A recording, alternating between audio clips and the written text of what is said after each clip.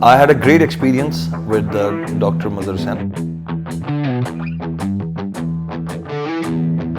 I would recommend all of you to come here, and अगर आपकी इस तरह की कोई भी treatment है, and not just the hair thing, they're dealing in various other matters and issues. तो एक बात मुझे जो ख़ास तौर पे यहाँ अच्छी लगी है कि it is not that typical clinic वाला एक जो environment होता है, it is a very family oriented और बड़ा एक घरेलू सा माहौल मुझे यहाँ मिला, जिसकी वजह से मुझे लगता है वो जो एंजाइटी एक पेशेंट के अंदर होती है उसको उन्होंने सबसे पहले तो वो मिनिमाइज़ किया.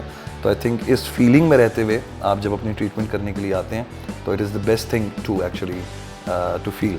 तो thank you very much doctor साहब, एंड आई एम एक्सपेक्टिंग कि मेरे भी बाल जो हैं वो कुछ दिनों में हवा में उड़ रहे होंगे, and I will be just giving all the styles that I want to my hair.